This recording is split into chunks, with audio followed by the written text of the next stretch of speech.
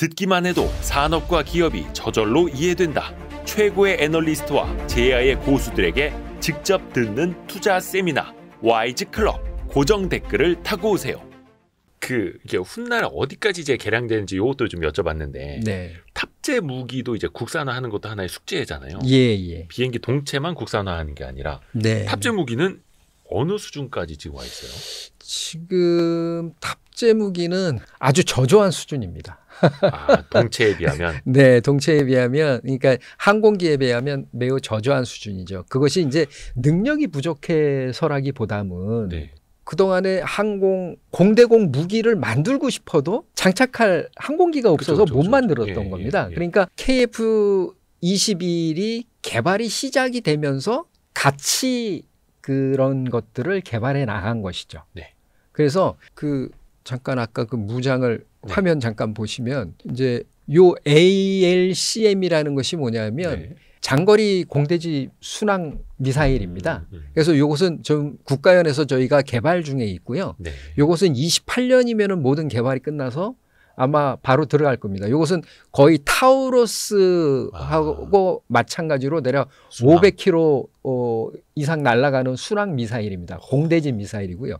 이것은 현재 개발 중에 있고, 그다음에 그 위에 있는 LIG 넥슨에서 만든 KGGB라는 건데, 그거는 그 옆에 있는 GBU-39 아까 말씀드린 SDB와 유사한 형태인데 여기 날개가 달렸습니다. 네. 그래서 이게 500파운드 폭탄인데 공중에서 떨어뜨리면 저 날개가 펴져가지고 GPS에 입력된 표적으로 날아가서 떨어지는 그러한 형태로 되어 있고요. 지금 현재는 이제 저 두 가지가 거의 28년 되면 공대지, 그러니까 블록 2 때는 다 될 것이고요. 네. 그 다음에 이제 공무장은 대략적으로 제가 그 자료를 조사해 보니까 한 35년, 그러니까 내년부터 개발을 하기 시작합니다. 네. 단거리 공대공 미사일하고 장거리 공대공 미사일을 개발을 하는데 거의 유사하게 지금 장착하고 있는 AIM-2000, 그다음에 미티어급으로 그렇게 개발을 하는데 단거리 공대공 미사일은 2035년, 그다음에 장거리 공대공 미사일은 한 37년 이때 개발이 완료돼서 이제 전력화되는 것으로 알고 있고요. 그다음에 이제 또 한 가지 좀 빠르게 개발이 돼가고 있는 것 중에 하나가 초음속 공대함 미사일입니다. 공대함? 네.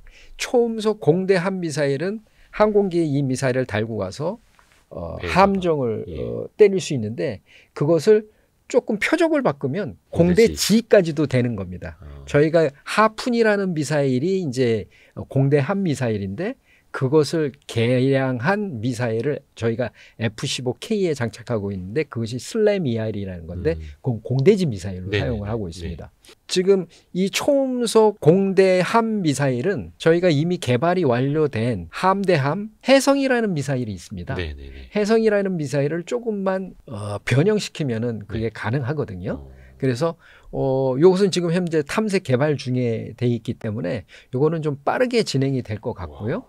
그 다음에 이제 극초음속 미사일도 개발을 하겠다라고 해서 군이 그거는 소요를 제기해서 이거는 좀 장기로 다 되어 있고 저희가 앞으로 이제 좀 더 그 기발한 아이디어를 갖는다면 저희가 대략 3,000파운드 이상까지를 장착을 할 수 있거든요. 그렇다면 뭐 현무라는 미사일이 있지 않습니까? 현무라는 미사일을 장착을 하고 쓸 수 있는. 엄청 큰 거 아닙니까? 그러니까 그거를 3,000파운드급으로 바꾸면 그 대신 작게 해서 그 대신 탄두는 무겁게 그런 식으로 하게 된다면 그럼 발사체는 좀 줄여도 되니까. 네. 그렇다라고 하면 공중에서도 발사할 수 있는 그러한 것이 되죠. 왜 그것이 중요하냐 하면 현무를 발사하게 되면 위치가 드러나지 않습니까? 그렇죠. 그러면 현무 같은 것들은 발사하고 대부분 텔이라고 얘기를 하는데 이동형 차량에다가 발사해야 됩니다. 그럼 쓰고 도망쳐야 되는데 그것이 어렵잖아요. 그러면 그런 것들은 이제 항공기에다가 장착을 하고 뜬다라고 하면 그러한 공격이 쉬워질 수가 있죠. 그러니까 다양한 옵션을 저희가 KF-21이라는 항공기를 플랫폼을 갖게 된다면 다양한 옵션을 저희가 가질 수 있다. 이렇게 말씀드릴 수 있겠습니다. 아까 제가 여쭤봤었던 거. 이 KF-21을 왜 우리 손으로 개발해야 하는가? 여기서도 네. 또 답이 하나 나오는 거네요. 그 그렇습니다. 다양한 옵션은 우리가 스스로 선택할 수도 있고 추가로 개발할 수도 있고 네. 여러 가지. 그러니까 저도 현무라는 미사일을 전투기에다 장착한다고 상상을 못 해봤던 건데 근데 그게 또 가능할 수도 있다. 네. 예를 든다면 발상의 전환이거든요. 그 미 공군의 장거리 공대공 미사일이 있습니다. 네. AIM-120이라는 미사일이 있는데 네. 그것을 나삼이라는 미사일로 개발을 해서 지대공 미사일로 개발을 했습니다. 지대공. 공대지인데 그냥 땅에서도 위로 쏠 수 있게끔. 그게 미국이 우크라이나다가 줬습니다. 네네. 요번에 사용이 됐죠. 그러니까 그 발상의 전환이 대단히 필요하다. 아까 말씀드린 그 해성이라는 미사일의 특성을 가지고 공대 함 만들 수도 있고요. 그래서 지금 현재 우리가 그 뭐 지상 무기 체계나 함정 무기 체계 이런 데는 다양한 무기 체계들이 이미 개발이 되어 있기 때문에 그런 것들을 하늘에서 어떻게 활용을 할 수 있는지를 좀 연구를 한다라고 하면 개발 기간이 좀 더 줄어들 수 있을 거라고 저는 개인적으로 그렇게 생각합니다. 이게 우리 손으로 만든 우리 전투기가 있기 때문인 거네요. 그렇습니다. 이거 중요합니다. 또 사실 이게 전투기에서 중요한 게 심장 아닙니까? 심장. 심장이 이제 두 개의 심장 쿵쾅쿵쾅 막 힘차게 뛰어야 되는데 네네. 지금은 미국 G2사의 F414 엔진을 쓰고 있죠. 네네. 근데 한화 에어로스페이스에서 이거 국산화 진행한다 하더라고요. 그 국산화하고 이제 저희가 그 국산 엔진을 만든다는 그런 의미하고는 조금 차이가 있는 다른가요? 겁니다. 그 지금 현재 이제 그 414 엔진을 국산화한다는 것은 저희가 절충 교육으로 G사하고 이제 계약을 맺을 때 니들이 우리 국내 업체들 좀 잘하는 업체들을 선정을 해서 네. 니들 부품을 생산할 수 있도록 해줘. 거기에 전제 조건은 뭐냐면 도면을 주는 거죠. 그러니까 일종의 그 협력업체가 되는 거죠. 그러한 국산화를 얘기를 하는 것이고 그게 대략 한 국산화율이 엔진만 따지면은 대략 한 20% 정도 됩니다. 20%. 뭐 한간에는 거의 40%다 뭐다 하는데 예. 그 국산화율은 비용으로 산출을 하도록 돼 있거든요. 투입된 비용 중에서 국내에 얼마가 투입이 됐느냐 이걸 따지는 게 국산화율입니다. 그래서 전체 100억 원어치 부품이 들어간다면 네네. 20억 원어치만 한국에서 만들고 있다 이런 의미예요. 네네. 그러니까 전체에 100억 원어치가 들어가는 게 아니고 우리가 G로부터 엔진 하나를 뭐 100억에 사왔다면 거기에 그 중에서 20억 원은 우리 국내에 떨어지는 돈. 이렇게 보시면 되는 거고요. 그래서 저희 KF-21의 국산화가 65%거든요. 그러면 그 65%라는 얘기는 비행기 한 대를 만들면 그 중에 65%는 우리 국내 업체들이 갖고 간다라는 말씀을 드리는 겁니다. 과거에는 100% 다 나갔던 것이죠. 저희가 사오게 되면. 그러나 65%는 국내 업체에 들어간다. 그래서 지금 방위사업청에서는 국산화율을 좀 더 높이기 위해서 지금 부단히 발굴을 하고 있습니다. 발굴을. 어떤 거를 하면은 우리 업체들이 할 수 있는지 이런 것들을 지금 중요하네요. 발굴을 해서 상당히 이제 국산화율을 높이려고 하는데 대략적으로 엔진이 저희가 비싸기도 하지만 두 개의 엔진을 갖고 있지 않습니까? 네. 그게 대략 한 20에서 25% 정도 제가 옛날에 계산을 해봤을 때 전체 항공기 금액에 그렇다라고 하면은 맥시멈 75% 국산화가 되는 거죠.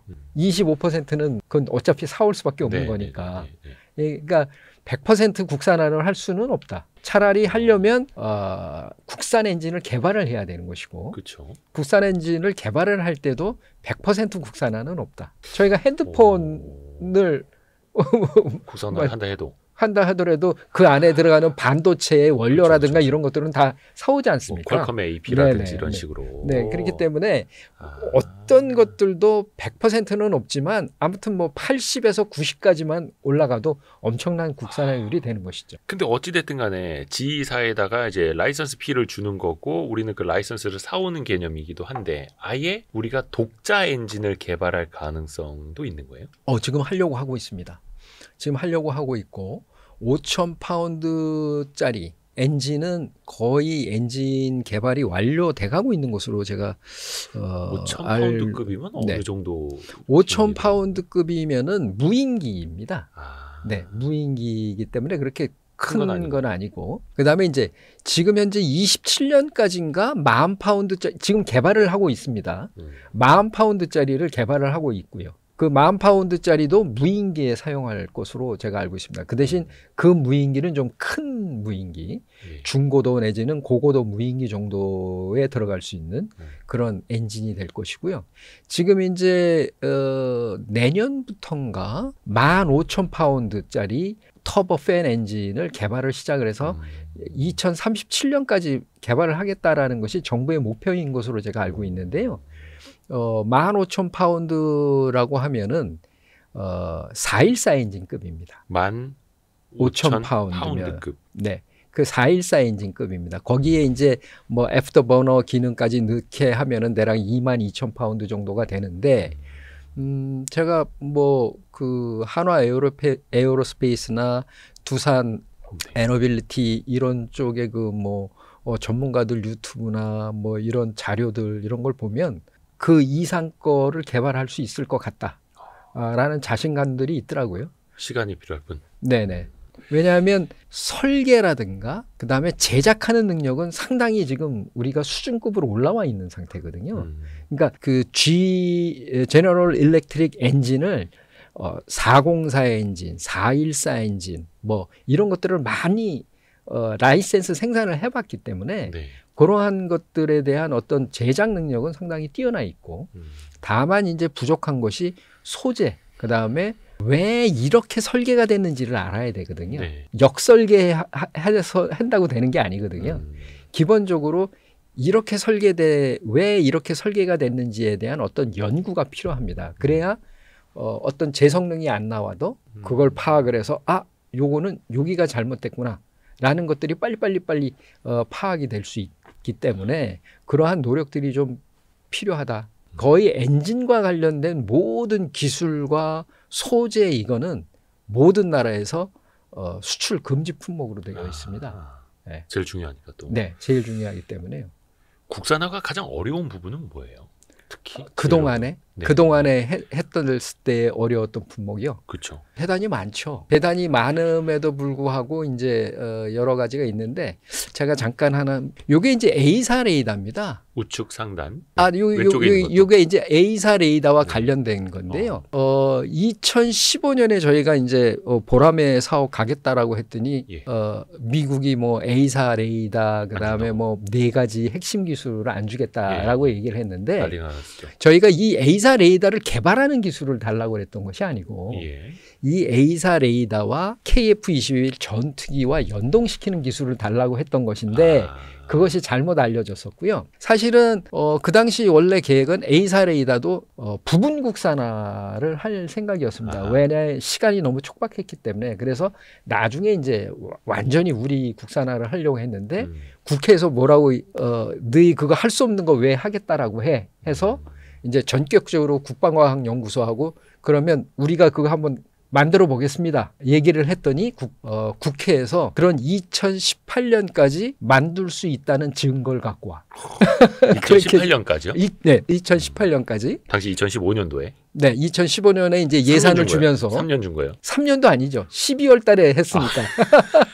그래서 17년부터 이제 그 국회에다가 우리가 어떻게 하겠습니다라는 계획을 했는데 지금 보시면 요 좀 허접하게 보이는 요 레이더가 2006년서부터 저희가 핵심 기술 개발로 A사 레이더를 개발을 했습니다. 되게 오래됐네요. 네, 그때는 핵심 기술 개발이었기 때문에 이 레이더를 어디다가 장착시킬 것인가에 대한 고민은 없었던 거죠. 그냥 단지 막연하게, 기술 개발, 기술 개발입니다. 그래서 상당히 크지 않습니까? 상당히 큰 개발이 됐고 그다음에 이제 KF-21을 하다 보니까 국회에서 그런 얘기를 하니 부랴부랴 이제 아주 그냥 빠른 그런 어떤 그 개발을 박차를 가해서 요런 레이더를 만든 겁니다. 많이 작게 네, 요거보다는 작게 항공기에 들어갈 수 있는 레이더를 만들었는데 이제 요게 레이더고요. 그다음에 요거는 수신기, 예. 그다음에 예. 발전기, 뭐 발전기란다. 전원 공급기, 네네, 뭐 요렇게 전원 됩니다. 요것도 상당히 큰 겁니다. 그래서 이제 저희가 여기까지를 해놓고 보니 네. 저희의 가장 큰 문제는 개발을 했는데 이것을 어떻게 시험할 것인가. 쓸데가 아니요, 쓸데가 없는 게 아니고 시험하는 그러니까 방법을 써먹을 모르는 때가. 거죠. 공중에 띄어서 이 녀석에 대한 성능을 어떻게 내가 성능이 나오는지 안 나오는지를 어떻게 시험을 할 것인지에 대한 시험 방법에 그쵸. 없는 겁니다. 그쵸. 그래서 저희가 다시 가면 이제 이스라엘 엘타사를 불러서 네. 자, 요게 엘타사 항공기입니다. 요 엘타사 항공기 요 앞에다가 요 레이더를 싣고 야, 우리 것 좀 시험하자. 우리 것 좀 시험하자 해가지고 요 엘타사 안으로 들어가서 요게 엘타사에서 우리 거를 이제 점검하는 지상 점검한 그러한 어떤 장면이고요. 요 항공기에 싣고 이제 시험을 합니다. 그래서 그때 우리가 뭐를 배웠냐면 하늘에서 운행하는 레이더는 이러한 형태로 다 시험을 하는 거구나 하는 것을 이 눈으로 다 많이 배웠죠. 눈으로 다 많이 배웠고 그래서 그 다음에 가면 요렇게 가벼워진 레이더로 다 저희가 다시 개발을 합니다. 아까 뒤에 두 개가 붙어 있었던 네. 어떤 수신기와 예. 전원 공급 자치를 두 개를 붙여서 요만한 판때기로 만들었습니다. 이야. 좀 두꺼운 판때기로 예. 만들어서 다시 시험을 합니다. 요 항공기는 남아공의 항공기의 보잉 737 항공기를 개조를 해서 요 앞에가 뾰족하지 않습니까? 요 레이더가 요 앞에 달려 있는 겁니다. 예. 그렇게 해서 이제 저희가 엘타사에서 시험을 어떻게 하는지를 다 눈대중으로 다 보고 이거 이렇게 하는 거구나. 그래서 습득을 와가지고 우리가 나름대로 해보고 해서 저 항공기를 인천 남아공에서도 해보고 예. 그다음에 인천공항으로 가지고 와서 우리 국내에서도 시험을 해본 상태에서 우리 국내에서도 시험을 이게 우리 인천공항에서 뜨는 장면입니다. 네. 시험을 해보고 문제가 없다. 그 다음에 KF-21에다가 장착을 시켜서 해보자. 지금 현재 테스트를 하고 있는 그런 상태입니다. 그 사이에 당연히 이제 뭐 탐지하는 기술도 이제 높아졌을 테고 이것도 크기도 훨씬 더 줄인 거고요. 네네. 그 다음에 이제 두 번째 또 어려웠던 거를 한번 또 보여드리면 이제 요것은 아이언버드라는 건데요. 아이언버드는 뭐냐면 여기 써 있는 것처럼 실제 비행 환경을 지상에서 꾸미는 겁니다.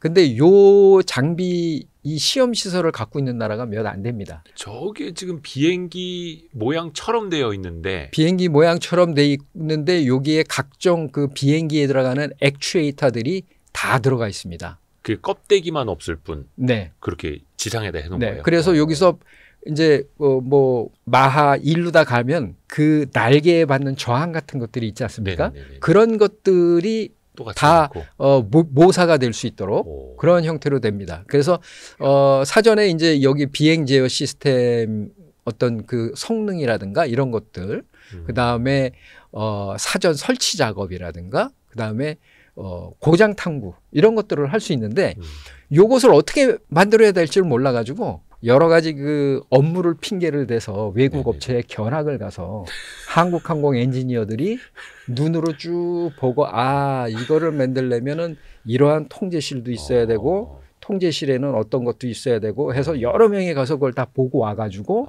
같이 토의해서 시스템을 구성을 하고 그것들을 한국항공이 직접 제작을 한 겁니다. 한국항공이. 그래서 다 이제 공개가 된 자료죠. 네, 요건 공개가 다 된 자료고 뭐 그림이기 때문에 이 안에 자세히 뭐가 들어갔는지가 안 나오니까 크게 문제는 없습니다. 야, 저렇게 해서 어떻게 보면 진짜 그 눈물 젖은 빵을 먹으면서 약간 어떻게 보면 조금 이제 무시도 당하고 근데 그 제한 시간은 이제 촉박하고 거의 뭐 지구 반대편까지 왔다 갔다 하면서 저렇게도 해요. 저희 엔지니어들이 아주 고생이 많았습니다. 더군다나 그 중간에 코로나가 있지 않았습니까? 그때 가장 제가 답답했던 것이 뭐냐면 우리 국내 협력업체들이나 한국항공 그다음에 우리 국방과학연구소 여기는 제 시간에 맞춰서 딱딱 결과물이 오는데 외국에 부탁했던 것들은 그 사람들은 못 쫓아오는 겁니다. 또 뭐 격리가 됐네. 네, 뭐 격리가 됐네. 어떻대, 회사가 뭐 폐쇄됐네. 뭐 이래가지고 그래서 상당히 그 코로나 때 고민이 많았습니다. 근데 코로나 때도 그러면은 국내에서 개발하던 분들은 그 시간 맞춰서 다 했던 거고요. 그렇습니다. 대단합니다. 우리나라가 코로나가 완전히 직장 폐쇄 이런 것들이 없었지 않습니까? 열심히들 했죠 다. 예. 각자의 위치에서. KF21이 진짜 그냥 만들어진 게 아니라는 거. 네. 대단합니다.